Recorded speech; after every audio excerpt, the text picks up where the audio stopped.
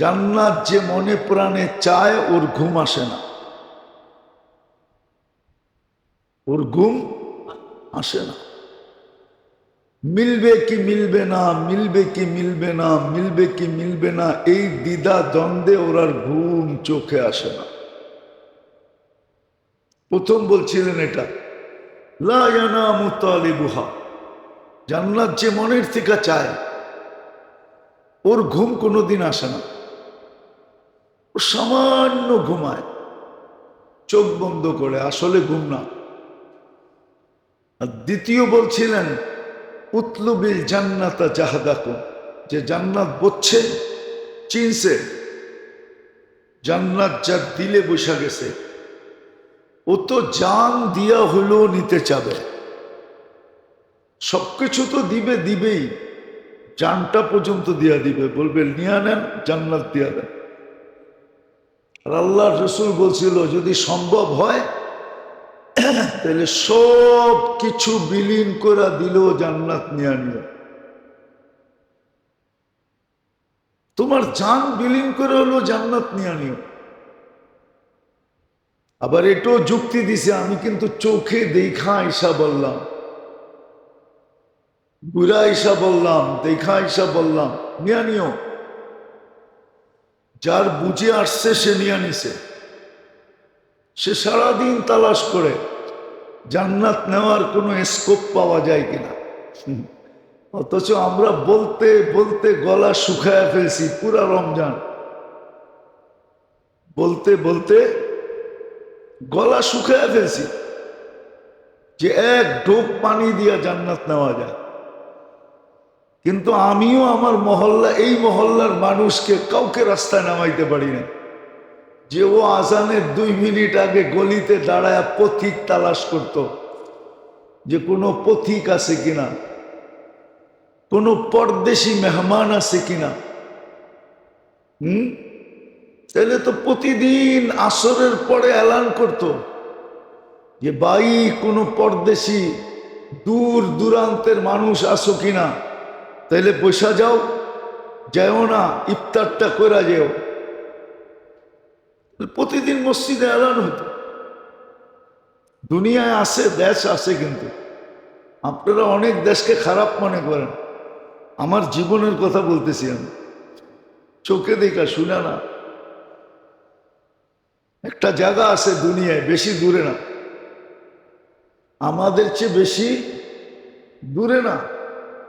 ওইখানে প্রত্যেক নামাজের পরে এলাকার মানুষ দেখে কোনো ভিনদেশি আছে কিনা, দূরের মানুষ আছে কিনা, কোনো মুসাফির আছে কিনা, আমাদের এলাকার না এরকম অপরিচিত আছে কিনা, সবাই দেখে। সংখ্যা বেশি হইলে ভাগ করে নেয়, 1-2 জন হইলে আপোষে কারাকারি করে নেয়, বলে তুমি আমার মেহমান, না খায়া যেতে পারবে না, যেতে পারবে না।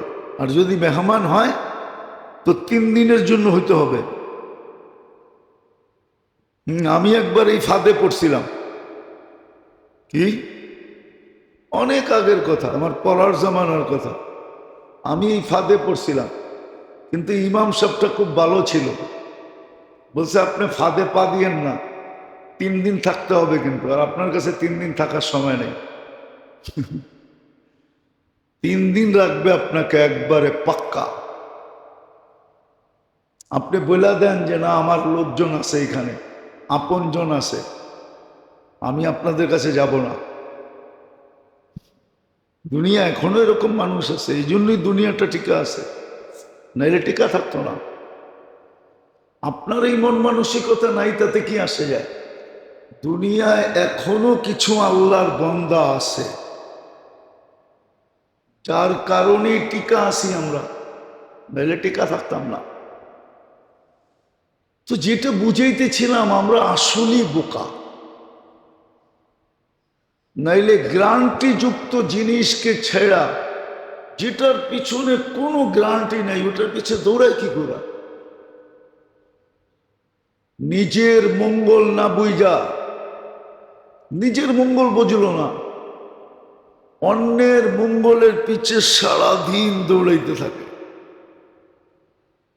বুদ্ধিমান তো হলো নিজের মঙ্গল বোঝা। কোরআন তো এই জন্যই বলছিল একটা শব্দ, যালিমুন লিনাফসিহি, এটা কোরআনের শব্দ, যালিমুন লিনাফসিহি।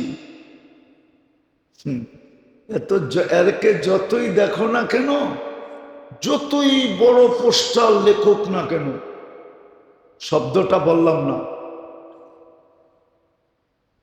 যতই বলুক না কেন যে আমি অমুক তমুক সেবক সেবক সেবক সেবক, বলতে বলতে জান দিয়া দেখ না কেন, ও নিজের জন্য নিজে জালেম, ও নিজের উপরে জুলুম করতেছে, ও আরেকজনের সেবা করবে কি করে? জালিমুন লিনাফসি। আমরা নিজেদের উপরে জুলুম করতেছি, আমরা নিজের মঙ্গল বসতেছি না।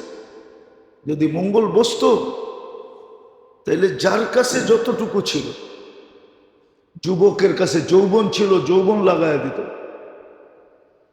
যে বৃদ্ধ হইতে পারি কি পারি না জানি না, গ্যারান্টি নাই, যৌবনটাই লাগায় দিত।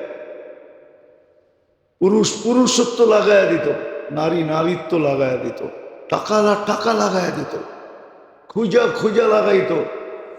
শুধু শুধু তো বলেন না আল্লাহ রসুল, তুবাল আমির আলা বাবিল ফকির,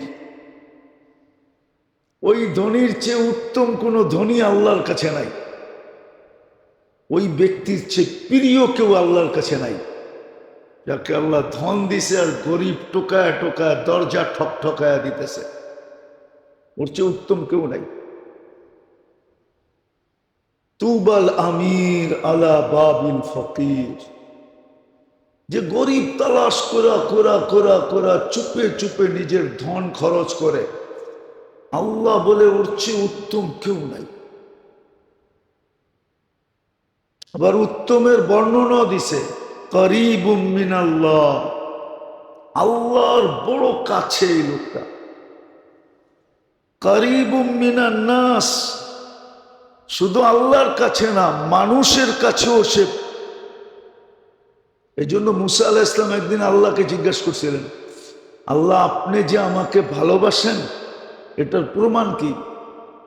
আল্লাহ বলছে, মুসা দেখো গরিবরা তোমাকে কতটুকু ভালোবাসে, গরিবরা যদি তোমাকে ভালোবাসে তো তাইলে তুমি বুঝা নাও আমি তোমাকে ভালোবাসি। আমাদের সমাজে তো গরিবরা ধনীদেরকে সালাম দেয় বয়ের ঠেলায়, বয়ের কারণে জুলুম করবে এই ভয়ে সালাম দেয়, এই ভয়ে পিছে পিছে ঘুরে। ও জানে সুযোগ পেলে আমাকে মেরে খায় ফেলাইব, নাইলে পেপার পত্রিকা এত কথা ওঠে কেন? খেজুর কই গেল, ঠিক না? কি কোরবানির পরের গোস্ত কই যায়? দুর্যোগের সময় রিলিফ আসে, ওটা কই যায়? না মনে হয় রাগ হয়ে গেলেন, ঠিক না? কারো কারো চেহারায় মনে হয় রাগ হয়ে গেছে, সেও মনে হয় খায়টায়। যে হুজুর তো আসল জায়গায় দেখা যায় টিপ দিয়ে দিছে, ঠিক না? কি রাগ হয়ে গেলেন? সত্য এটাই তো। গরিব যাকে ভালোবাসে, মুসা আলাইহিস ইসলামকে আল্লাহ বলছেন, এই জন্যই তো আল্লাহ বলছেন তুবাল আমির আলা বাবিল ফকির, ও আল্লাহরও কাছে মানুষেরও কাছে, জান্নাতের একবারে কাছে। কারিবুম মিনাল জান্নাহ, শুধু যাইতে পারে না, দুনিয়ায় আসে দেখা, নিলে ও জান্নাতেই থাকতো। কিন্তু কয়জন ধনী পাবেন আপনি? এত গ্যারান্টি ছিল যে গরিবের দরজা খটখটায়, গরিবরে খোঁচে। হ্যাঁ, আমাদের দেশের ধনীরাই যে কোরবানি ঈদ আসতেছে, ঠিক না? কোরবানি তো দিবে শোডাউনের লেগে। শোডাউন বোঝেন? হ্যাঁ, কি শোডাউন বোঝেন? শোডাউন, 5টা গরু, 3টা গরু, 4টা গরু, 5টা গরু, 6টা গরু, 10 লাখের গরু, 5 লাখের গরু, শোডাউনের জন্য। কোরবানি যদি কোরবানির জন্যই হতো তো ও তো কোনো গ্রামে পাঠায় দিত, বলতো আমি তো আমার ফ্রিজ তো সারা বছর গোস্তে ভরা থাকে, না থাকে না? আপনাকে বাড়িতে 2-1 কেজি নাই ফ্রিজে? না নাই? কি এইখানে যারা বসা আছে মনে হয় নাই, ঠিক না? 2-1 কেজি সারা বছর ফ্রিজে থাকে না? না, মনে হয় ওরা মনে হয় দোতলায় আছে, ঠিক না? নাইলে আসাম দিলে আসবো, ঠিক না? আপনাকে মনে হয় নাই, ঠিক না? কি আছে? হ্যাঁ, 2-1 জন চিনি আমি, ফ্রিজে সারা বছর গোস্ত ভরা থাকে। ওর আবার কোরবানির গোস্তের দরকার কি? দরকারও যদি হইতো কোরবানির গোস্তের টেস্ট নেওয়ার জন্য, মজা নেওয়ার জন্য, তাহলে 2-4-5 কেজি রাখতো, রাইখা পাকায় শাকায় পিকনিক করে খায়া ফেলতো। ও তো কোনো গ্রামে দিয়ে দিত গরিবদেরকে, বাবা তোরা জব কর, তোরা ভাগ করে নিয়ে নে। ধনীরা তো এটা করতো। শোডাউনের জন্য তো বাড়ির নিচে 10টা গরু বাঁধত না, 5টা গরু বাঁধত না। হ্যাঁ, গরুর গলায় বলে ফুলের মালা দিয়ে আনে। কি মানুষ ফুলের মালা পায় না? কেমন নিচে গেছি আমরা, গরুর গলায় কি, অথচ মানুষের গলায় কোনো মালা নাই। মানুষ মালাহীন ঘুরতেছে, কিন্তু গরুর গলায় কি? মিডিয়া ঢুকলে দেখেন কোরবানির সময় গরুর গলায় কি কি মালা দেয়।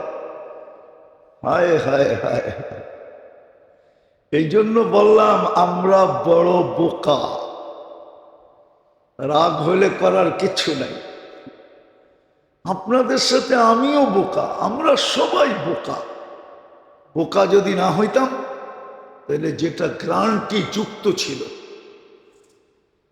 যেটার সাথে গ্রান্টি ছিল আখেরাত আমল, ওটার পিছনে সারা দিন দৌড়াইতাম।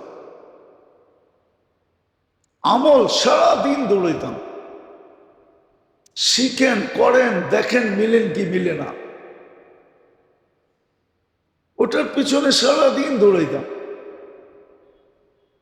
দুনিয়া যেটার পিছনে গ্রান্টি নেই, ওটার পিছনে 1 ফোঁটা ঘামও মুসলমান কোনোদিন ঝরাইতেন না, ঘাম ঝরাইতেন না। কেন? এটাই সত্য। আপনি যত কামান খাইতে দিবে না, খাইতে, খাওয়ার থেকে আপনার রুচি উঠায় নিবে। রুচি হয়তো রুচি উঠায় নিবে, নাইলে প্রতিবন্ধকতা সৃষ্টি করে দিবে। কি প্রতিবন্ধকতা সৃষ্টি করে দিবে, আপনি খাইতে পারবেন না।